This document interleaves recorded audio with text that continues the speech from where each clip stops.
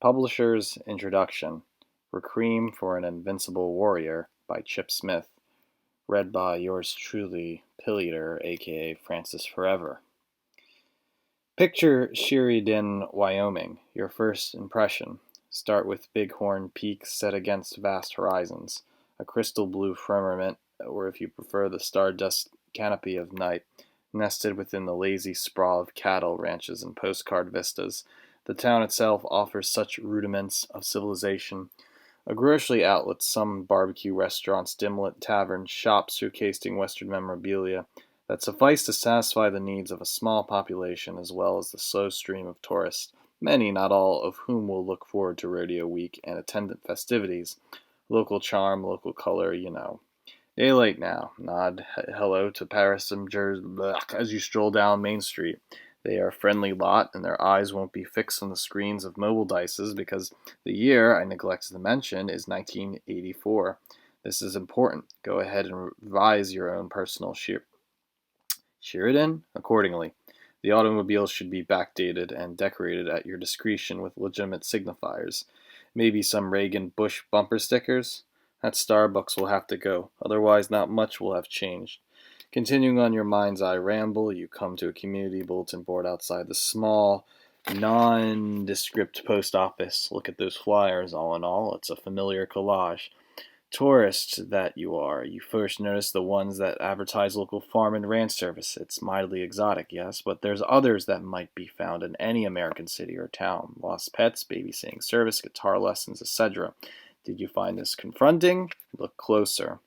Displayed among the random patchwork of community ephemera, what kind of word choice is that? There are oddities. Being a punk sophisticated from the future, you may recognize the hand of subversive poster art, Xerox's medium.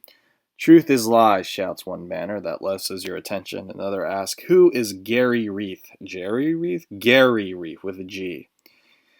High weirdness resides in the fine print, but let's not go ahead of ourselves. How, you might rather wonder, in the heart of the Cold War Reagan country might the locals have received such provocative broadsides, such cryptic expressions of obliquely dissonant satire that for a time blotted their dog-patch town center pastiche. Were they mystified, amused, bemused? Were they, some of them, given to the moment's reflection? More likely they took it as stride, some kid's idea of a joke. Still, you wonder, perhaps your borrowed understanding of the Markov chain comes to mind. A state change in the system, disruption. You fix on the ideal of a white current ripping through a multi-hued sensory order, a neutral rift that bleeds between minds and forged through time. Disturbing equilibrium. It is best for now not to dwell in such idle spectation. For present purposes, this is more to see. Mosey your way into the lobby of the post office, proper an image the voices might have carried on a particular day, let's say April 23rd, a Monday, and my 14th birthday, as you sidle up the counter where one postal clerk can be overhead chatting up one another. You don't catch all of it, but certain words ring clear. Something about a backlog of weird mail for the lanky dude who until recently arrived like clockwork, and perhaps another clerk calls and answers. You mean Gary, right? Jerry, right? Gary, right? Gary. Something is amiss. The postal clerks will soon receive the news, and the plastic tub of unclaimed mail, weird mail, will be stamped and returned as dictated by protocol. Recipient deceased, return to sender. Inquiries may follow from official channels on high, but the ground-level postal employees will receive little information about such intrigues. Rumors will circulate, soon to be forgotten. As the curious flyers outside, they will be removed in time, or just as likely tacked with one more. I'm not going to say that word. Rodeo lessons, bait rates guaranteed. This is how I choose to imagine, yet we still need to close the scene, if only for the benefit of those who have only been recently arrived. Shall we make it a movie then? Go like this. From the postal lobby, start with a slow reverse tracking shot back out into the sunlit exterior. Flash evolve to a crane shot and rocket up in a, drumroll please, vertiginous sweep to settle into a longbird's eye panoramic view of the town center. So now let's float over the quaint metro western townscape until we fix on some certain near enough dwelling below. It might be a room in the Veterans Center or a bungalow. Now cross their arc into a sharply accelerated descent, perhaps with an acrobatic tilt, and glide to and through the keyhole for a maximum CGI enhanced cinematic effect. You could devise the trappings of an interior scene thus disclosed. Books and strewed paper will surely be a part of it, and the mid-game chessboard, please. But the centerpiece, but revealed through a creeping Sadeckim crawl like when you vaguely remember from the opening scene, Pink Floyd The Wall, will be the body. It's slumped over a typewriter, not a word processor, at a writing desk, not a table. Somewhere next to the body or clutched in hand will be the gun. Go with the revolver, I insist. Such is the core of a marginal legend. Certain canonical details must be observed. The rest will be determined by your tolerance for gore. What remains crucial, per the canon, is that we zoom in on the sheet of paper that at some point prior to blowing his brains out, the writer cum body had fled into the typewriter. The words, the writer's final words in the paper cannot be made out. They are obscured under the stain of blood. Or visceral, brains, gloop, as you like it. End of sequence. Maybe it was a word processor. Maybe it wasn't a revolver. Maybe the words were illegitimate. Was there even a note? It's my understanding there was a note. By all reliable accounts, it was indeed suicide. On April 7th, 1984, in the small city of Sheridan, Wyoming, Gerald Bennett Reith died at his writing desk of a self-inflicted gunshot wound to the head. He was 25. The catalyst for Reith's suicide may have been ludicrous, but apparently real. FBI inquiry into his voluminous mail correspondence of radical elements. Or it may have been, as I'm more inclined to believe, an acute passage of unrequited love. One story has it that Reith compiled a ledger to weigh the pros and cons of existence, ending the exercise with the faithful flip of a coin. While the details of Reith's acts of self-deliverance remain hazy and the subject to... I'm not going to say that word. Stop it with the word choice, Smith. This embellishment. The work he produced during his apogee as a writer for the raft of underground publication left an indelible impression on the minds of those who discovered it. Consorting at the bleeding edges of what has since been described as the marginal millennium of the pre-internet era, he traced arts and letters with a motley of avant-garde outsiders, neo-Dadists, libertarians, anarchists, egotists, situationists, primitists, nihilists, Xerox pamphleteers, conspiracists, subgenius pranksters, and sundry anti-authority and shit-stirrers of any pedigree who only real alliance distilled to spirit of free-willing creative rebellion. Athwart, and among these misfits who inhabit and cultivated the mail order, DEMIOMOND minimum that preceded Anonymous and the Chans and the cryptocurrencies and 3D printed guns, and less wrong Logmarchy and the neo-reactionary Jabberwocky and the incel manifestos and such other manifestations of digital mindfuck that would later complicate the spectacle. Gerry Reith produced essays and criticisms, poetry, and prosperity broadsides and collages, but most notably short stories and metafictions. And his work, especially the stories, evidently stood out. Reith's best writing was marked by mordant wit and controlled experimentations, but the cumulative gravamen of his... I'm not going to read that. Chip Smith is just weird with his word choice. Through Reith's literary output spanned a range of literary and visual forms, he is perhaps remembered to the extent that he's remembered at all, for his work of short and sharply on allegorical fiction, many which found their way into the pages of first neither nor press editions of Neutron Gun, a posthumously published collection that presented Reith's often violent parables alongside the work of a few kindred spirits. I first read Neutron Gun when I was a teenager. Like so many formative books-centered experiences of my aimless youth, this volume came to my attention through the back pages of Loop Panic's Unlimited book catalog. If I tell you now that I recall being mildly disappointed by the total package, I will, in the next breath, emphasis that I would return to those pages and later to Reith's other writing, which have been dutifully archived by his friend Bob Black at the Inspiracy website, inspiracy.com.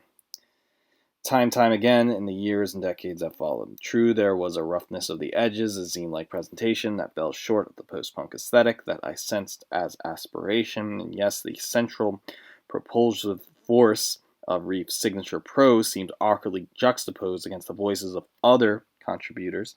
But if the Barker's pitch, more than just a book, this is a concussion device, it necessarily struck me as being might overwrought for what was, on first and later impressions, a collection of stories. I have to admit, it was no ordinary writer's workshop assemblage. Okay, here's some samples. To rust unburnished was a sort of Russian doll meditation on psychological entanglement and morality, salience, where you get shot dead by a clown and the show goes on. Foreign Policy presented a parodical account of an intimate struggle session. Yada, yada, yada. The grimly hierarchical persists the governed political and sexual discourse. In Fraud, Cheat, Lie, Thrill, the state environs, Environs, environs, I don't know, of a used bookstore becomes the epicenter of an anarchist rivalry cultivating the promise of creative destruction. Twilight to Authority was a cryptically intoned cautionary tale of dormant ideals brought to a reckoning. And Kings of the Orient, Dresden, D.C. could be read as a kind of pre-Marxist red pill allegory, casting the plight of the individual against the rapturous sprawl of the managerial state. Perhaps with a sly wink towards William S. Burroughs, as well as explicitly Josh Zerner, John's adventure limed a memorable, violent, and gorgily comic spectacle to expose and lampoon the primitive impulses festering beneath and within the veneer of civilized rat race ritual. In cost-benefit equations was a hard-boiled tale of insurrectionary blood work, seen and unseen. No, these were not Master of Fine Arts scraps. Reith's stories had a pulse. They added up to something, he wrote with... Yeah, I love how Smith is so anti-college, but I'm pro-college, but I'll continue. Essentially, urgency and control, fusing metaphor with action. He dealt in lean, high-impact, rapid-fire, shock and awe, eschewing prolix and pretense. Prolix. I've never heard that word before. The internet parables Reith signed for Neutron gun was resonant with wild energy, yet anchored by beat narration and breezy irradiation. I love how some writers think if you don't know the certain word choice, you must be dumb or something, when really it's just being pretentious. His stories are fictions converged upon a comic nightmare visions of social distress and upheaval and inexorable collapse. And mood, if not specifically, he tapped into the quickening pulse of peak everything derangement that social critic James Nusser would later describe as the long emergency, a condition now realized in the righteous real of post-traumatic global fear and loathing, yet more relevant to our present predicament. Reith anticipate the catastrophic groove, if not the Bolgevarian beverage, that now reaffirms that in the mimic churn of acceleration discourse, decades before Nick Land, would wax obscure about the hyper-situation dynamics attending crisis mode late capitalism. Yeah, a lot of jargon there. Reith's parables captured the essence of what was coming, festering, waiting. He saw it like an elegant chess sequence, plotting the move, and this is why I think he's a really special guy. In the shades of Presence and Perilous, Gerry Reith inscribed a word on fire. What fire? This isn't goddamn fire, says the drunk. Fires are dangerous, says the captain. No ironic implication that would flare yet brighter in the long afterburn. He claimed to be of a post-legacy. With his year, Wyoming ground, he divided apocalyptic rumblings. They have only grown louder. It would be easy enough to stop at this. As safely impressionistic retrospective drive-by exegesis, we could do little worse than to acknowledge that the kid was ahead of his time and leave the heap for contemporary persuasion, per usual. Yet there is a counterbalance to Reith's tableau, both literally and implicitly dialectic, that 21st century readers would be remiss to ignore. Within the text of Neutron Gun, the sleigh is suggested in a countermanding spirit of gleefully insurrectionally extortion in the tale of fiction strife, and assassinated plots where humans, relation and code, a treacherous revision of Sard Paul Distraught's hell, if the prospects of meaning liberation stands a chance against a faceless that ties the blind. They're all painfully self-conscious Hamlets, yada yada yada. A rope is not always a noose, comrade. Reef's prick-nicking gamut comes into sharper relief as we stray further from the reservation to take in the longer view that comes from the appraisal for his range as a writer and thinker, while the core of a vaguely remembered gallery showing the pages of the only short book that heretofore bore his bly line, the concussion device as it was sold, retains a certain sub-terra mystique as our central attraction. The young man had for many more to say, often different key. What's on the other side of the gun?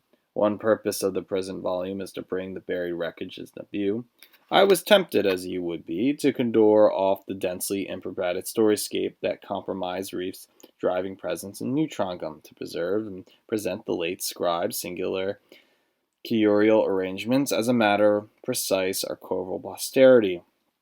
As postmodern conventions permit, we might even retro-conceptualize, is it a novel, right? I suppose the option remains for the future archaeologist, but I fear it would be a hair's breadth shy of a treacly nostalgia. I feel like Chip Smith just gets a thesaurus and just finds pretty words like a picture and paints it. Worse, it would be a fail as a tribute. From the temporal distance, I believe a finer degree of the postmodern, Key's broader body of writing, his more enigmatic allegories, tales, his canvas, low life, whatever, Neutron gone his exhibition, some word he found in a dictionary. I'm sorry, I'm just getting started. The broader terrain is marked by prose poetic flourishes and spirals resigned by kitchen sink realism and the bold experimentation by mirth and myth and mayhem and mystery. And there is commanding insight that stretches across form wherever he's deconstructing the facade of Western masculinity. That's really funny because when I read his Wyoming, I knew that right away. But I love how you academically put it as deconstructing the facade of Western masculinity when you could have said toxic masculinity, or weaving a untraceable fable about vanishing secret orders of monks who guard the world of suffering and sorrows. Reith's footing is sure, and he's not that interesting. I'm especially fond of Satan's Day Off, a sort of subversive Faustian shaggy dog story depicting the Dark Princes and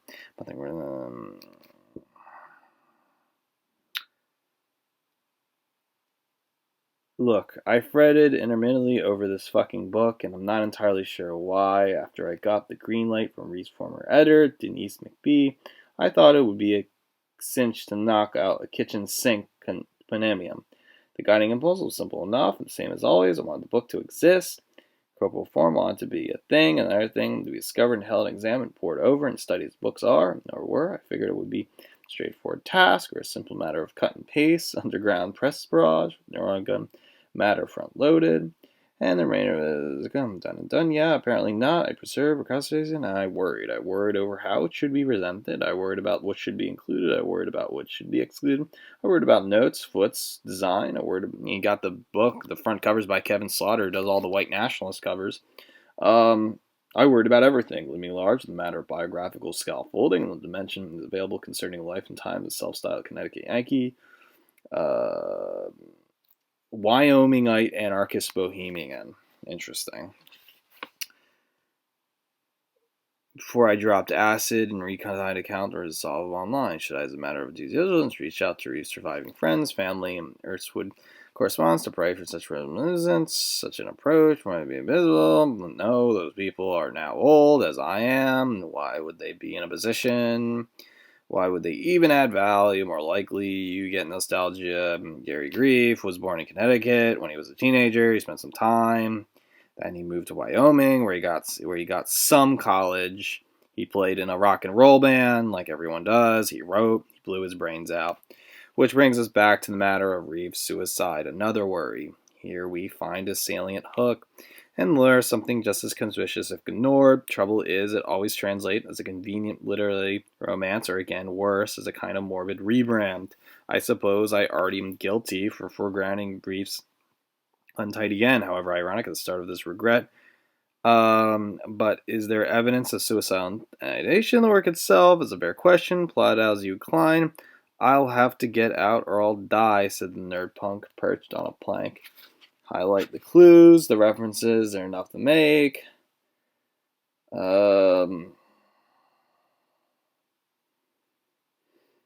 There's a matter of correspondence. Everything that Reith wrote was grounded to an overreaching. His game theoretical. Celebrations over chess strategy.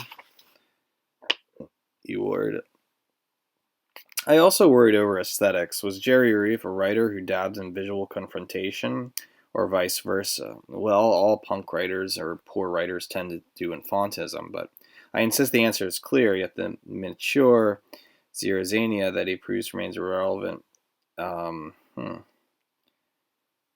He's probably more in the visual. He was an artist, rather. Just some punk rocker. To Stuart Holmes' Neotis band and trace forward to the unknown corners of relax and online whatever Mariplex. Finally, there's a matter of politics, the political or gravely rendered by Carl Schmitt. Ooh, frame this with the full stop. Is he really making a contact of Carl Schmitt and Reith? Yikes, sweetie.